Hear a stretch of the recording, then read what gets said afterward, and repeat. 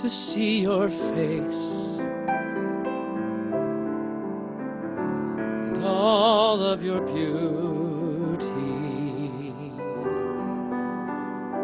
to know your grace and all of your glory.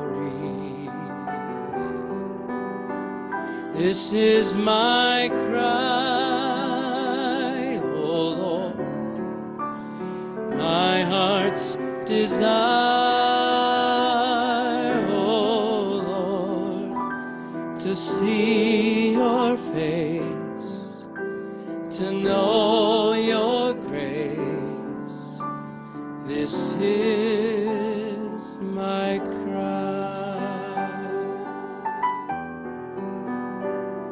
You know, that song came to me one morning while we were having our staff prayer time. Someone, just while they were praying, said, Lord, just to see your face. And it's just like the Holy Spirit clicked something in my heart. I've heard that phrase, oh, how many hundreds of times. But on that particular day, the Lord wanted to bring a little intimate love song from heaven to the earth. So I remember finishing it and writing it. And it became a special expression of love from our hearts to the Lord, so that's why we put it on the CD. And Shauna has remarked many times how she loves to sing that song in her private worship times. And a lot of people don't know that Shauna lost her husband a few years ago in a car accident. Since that time, the Lord's done such a hard work in her through the avenues of worship. Shauna, why don't you just share a little bit about intimate worship in your life?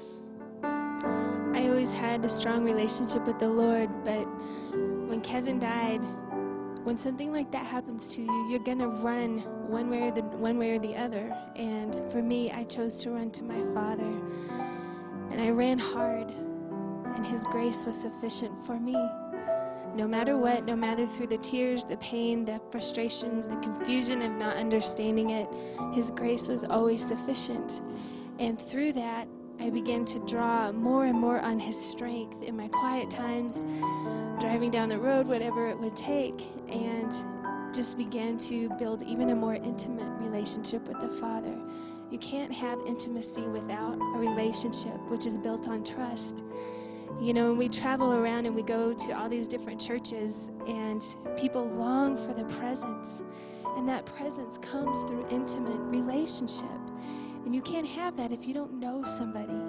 But when you put the time and the effort into just drawing close to the Father's heart, seeing what breaks His heart, seeing what brings Him joy, those things just begin to exudate from us. And it's not just what we do, it's who we are.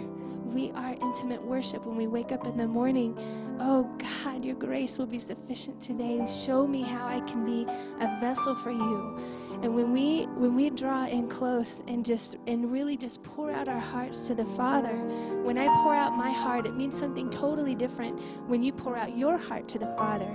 And in the churches, so many times we see people will just kind of not even enter in or engage. They just kind of watch the platform.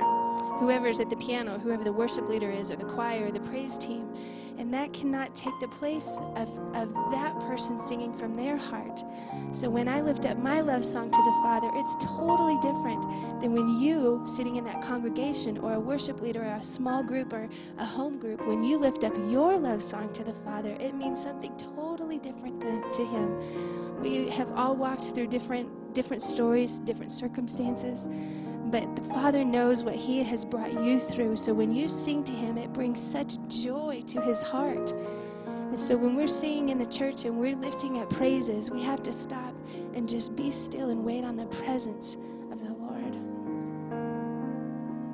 To see your face and all of your beauty,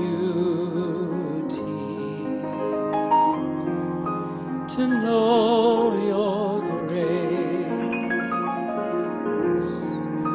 and all of your glory.